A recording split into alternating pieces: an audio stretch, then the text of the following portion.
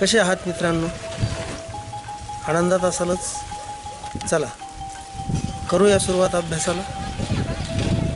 मित्रांनो, तुम्हाला जे संकल्पचित्र दिसत आहे त्यात समग्र स्वरूपात समासांचे प्रकार दाखवले आहेत. खरे तर त्यातील जे प्रकार अंडाकृतीमध्ये दाखवले आहेत त्याच 5 प्रकारांचा आपल्याला अभ्यास करायचा आहे. पण समास घटकाशी संबंधित आपण यापूर्वी कोणती माहिती मिळवली आहे आणि कोणत्या माहितीचे उपयोजन केले आहे त्याची थोडक्यात उजळणी होणे आवश्यक आहे. त्यासाठी प्रथम 5-6 मिनिटात आपण उजळणी करून घेऊया. अगदी थोडक्यात, म्हणजे जास्त विस्तार वगैरे काही न करता. कदाचित त्यामुळे तुम्हाला व्हिडिओच्या सुरुवातीला थोडीशी घाई झाल्यासारखं वाटेल, पण उजळणीतील संबंधित संकल्पना ह्या तुम्ही आधी अभ्यासल्या आहेतच, त्यामुळे समजायला काही फार अडचण येणार नाही. चला तर मग उजळणीपासून इच्छित घटकांकडे आपण करूया सुरुवात आपल्या प्रवासाला. आपण यापूर्वी साधित शब्दांचे 3 प्रकार अभ्यासले आहेत: उपसर्ग घटित शब्द, प्रत्यय घटित शब्द आणि अभ्यस्त शब्द. आता आपण साधित शब्दांचा आणखी एक प्रकार अभ्यासणार आहोत, तो आहे सामासिक शब्द.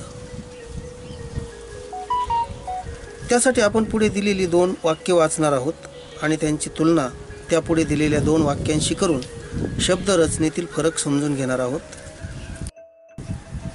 बघा, वाक्य आहे, पहिलं वाक्य: आजन्म महाराष्ट्रात राहणारे आईवडील आज लंबोदराच्या दर्शनाला निघाले. आणि दुसरं वाक्य आहे: जागोजागीच्या क्रीडांगणात 4-5 चौकोन आखलेले दिसून आले. आता आपण त्या 2 वाक्यांची इतर 2 वाक्यांशी तुलना करू.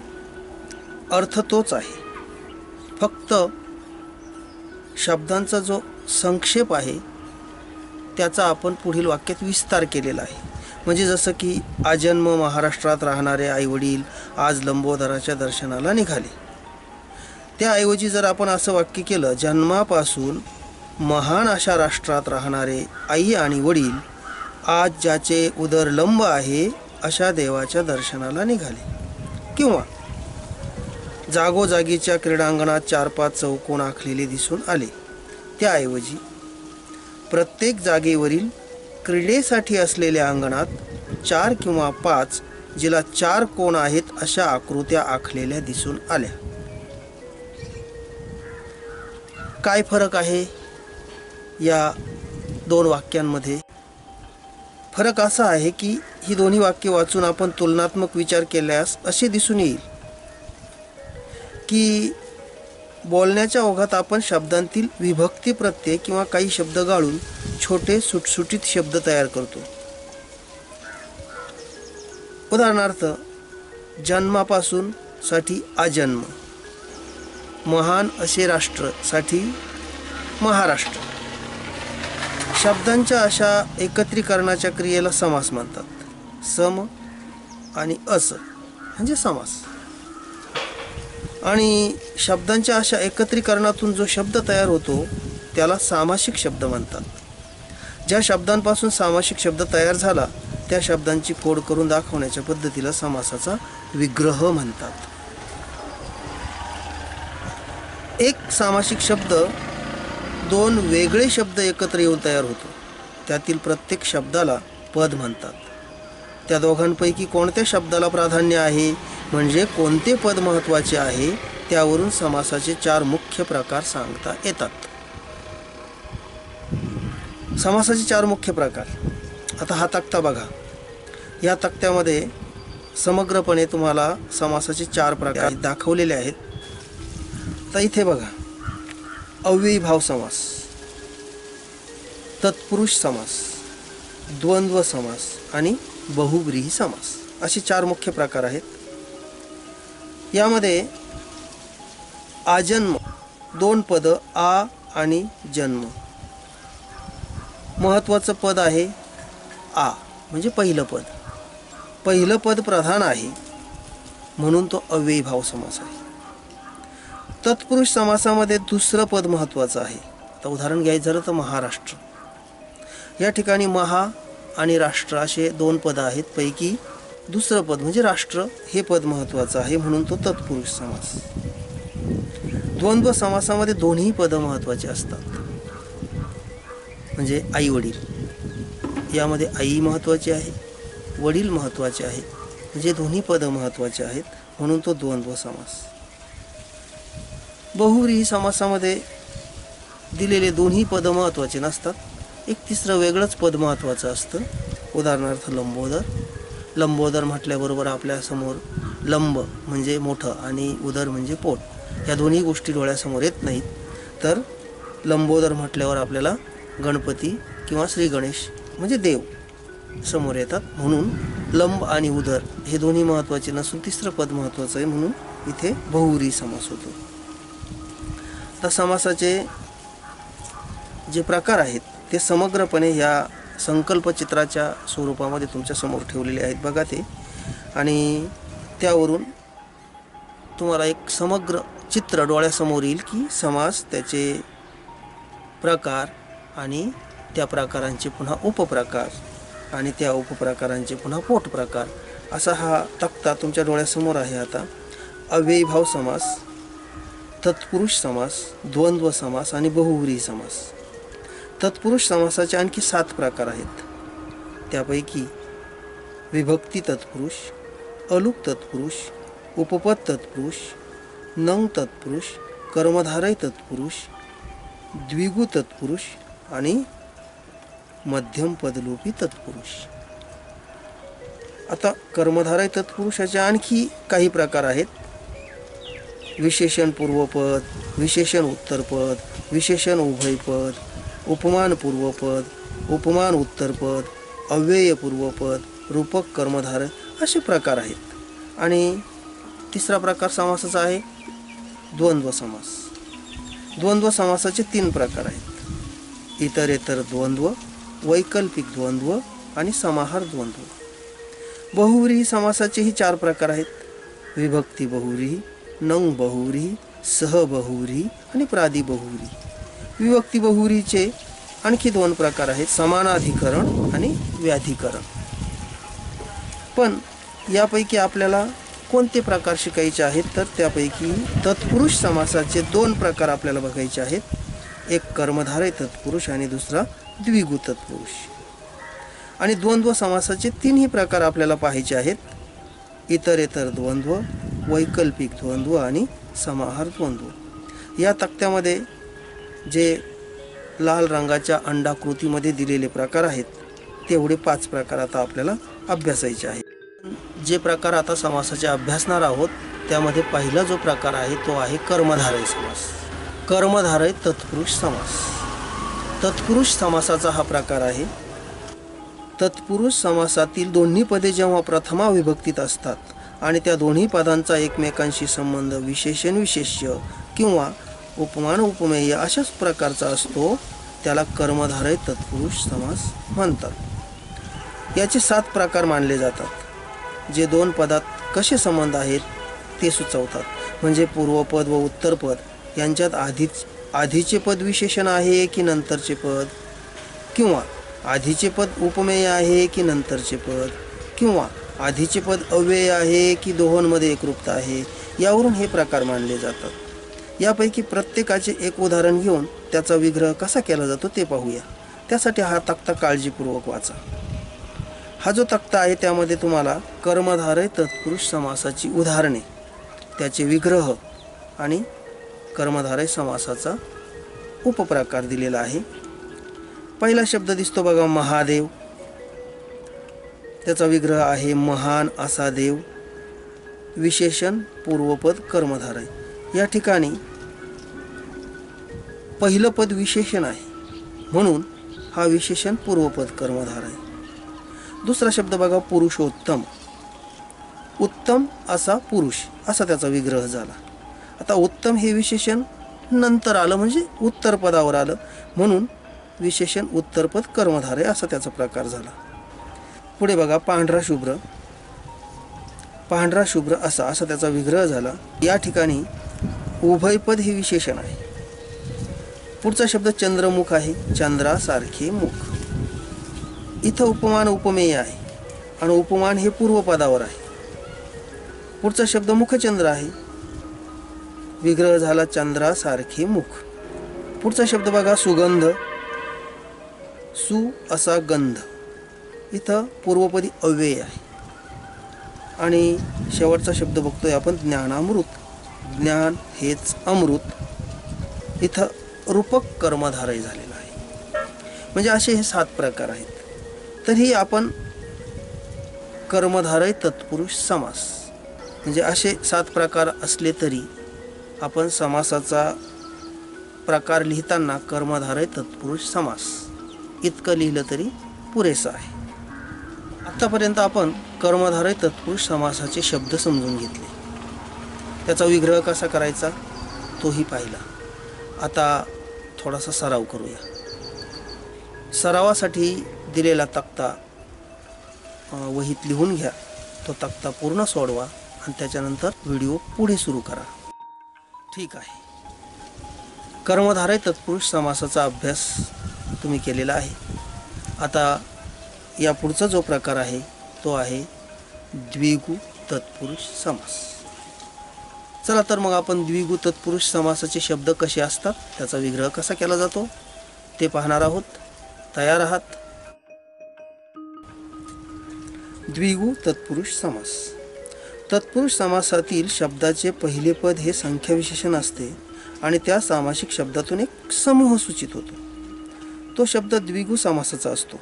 या शब्दास संख्यापूर्वपद कर्मधारय समास असेही म्हटले जाते, पण आपण येथे द्विगु तत्पुरुष समास असेच मानणार आहोत. आता बघा, द्विगु तत्पुरुष समास आपण काही उदाहरणांच्या सहाय्याने समजून घेणार आहोत. त्यासाठी हा तक्ता वाचा.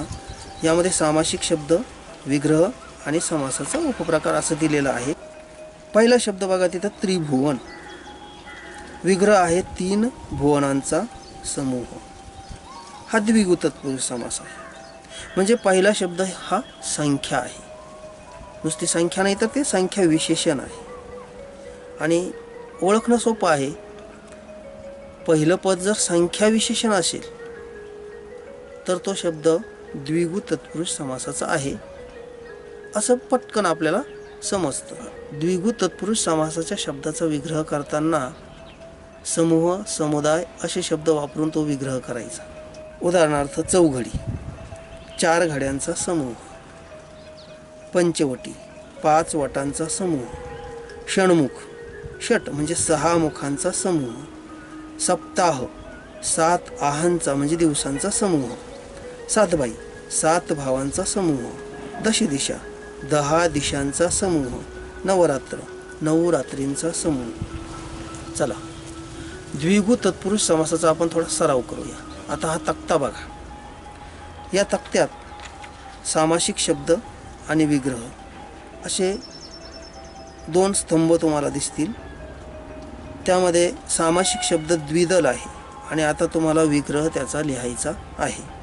तसंच सामासिक शब्दामध्ये रिकामी जागा ठेवली आहे आणि विग्रहामध्ये 3 मुखांचा समूह असं दिलेलं आहे. म्हणजे तुम्हाला आता रिकाम्या जागेत सामासिक शब्द लिहायचा आहे. आणि अशा पद्धतीने तुम्ही हा तक्ता पूर्ण करा. तक्ता पूर्ण होईपर्यंत व्हिडिओ इथेच थांबवा आणि तक्ता पूर्ण झाला की मग व्हिडिओ पुढे सुरू करा. ठीक आहे. तयार आहात पुढील भाग अभ्यासण्यासाठी? आपण समासाचा पुढचा प्रकार अभ्यासणार आहोत. तो आहे द्वंद्व समास आणि त्या द्वंद्व समासाचे 3 उपप्रकार आपण आता अभ्यासणार आहोत. तर द्वंद्व समास म्हणजे काय हे पहिल्यांदा पाहायचं आहे.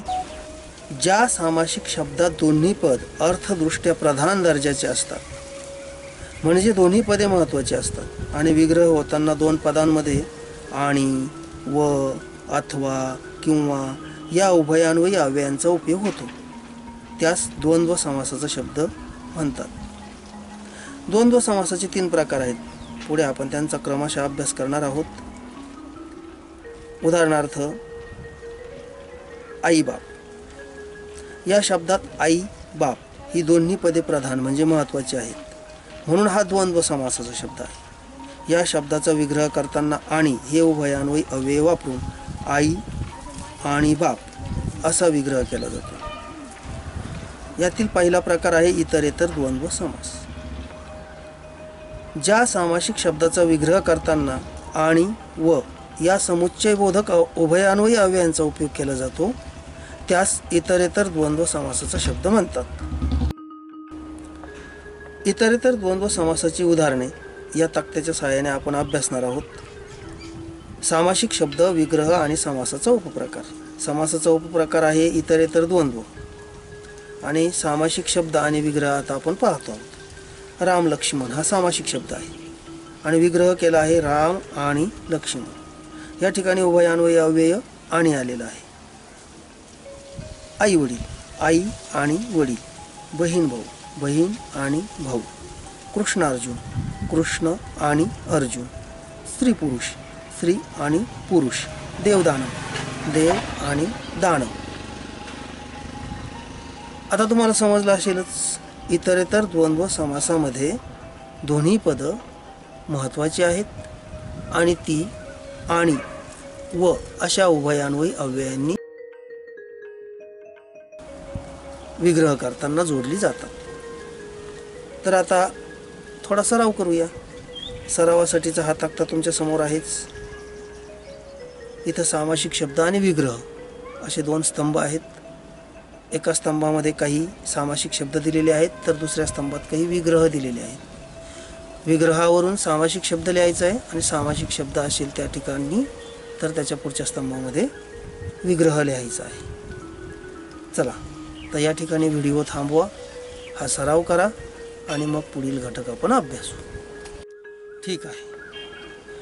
इतरेतर द्वंद्व समासाचा सराव तुम्ही आता केलेला आहे. आपण आता पुढे वैकल्पिक द्वंद्व समास बघणार आहोत.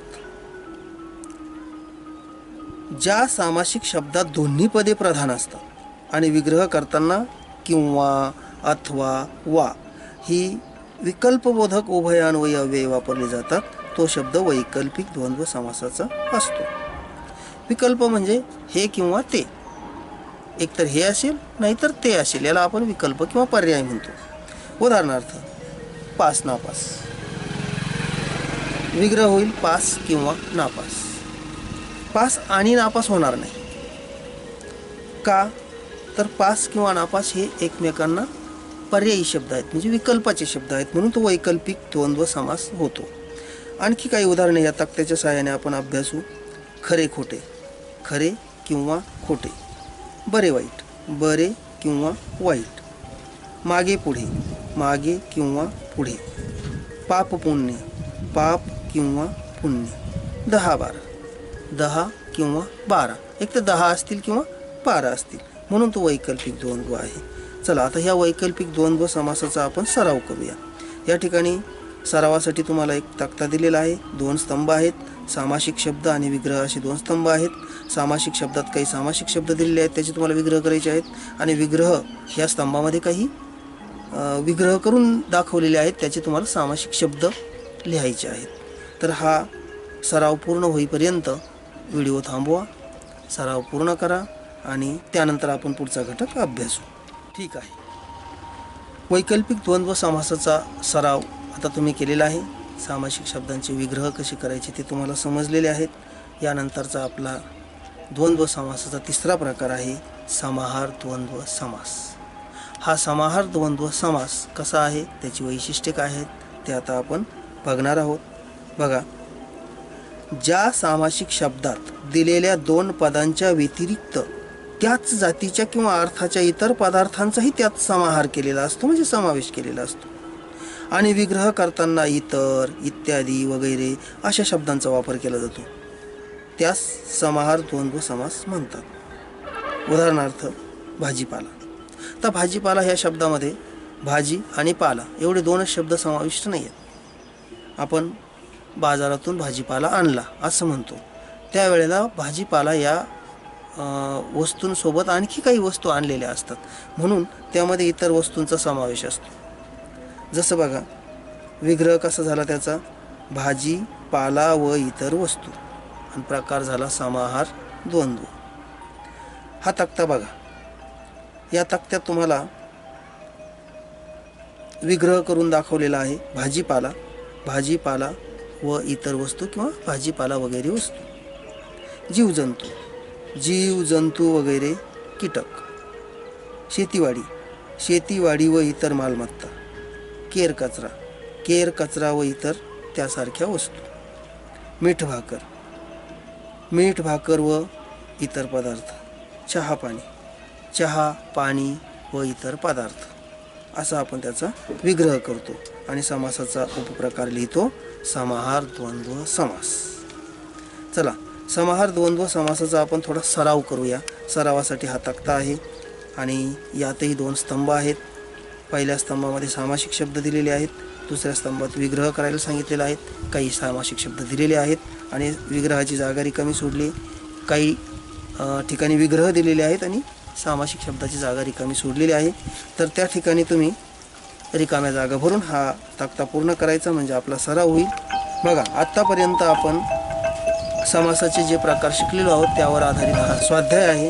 हा स्वाध्याय आता तुम्ही पूर्ण करायचा आहे.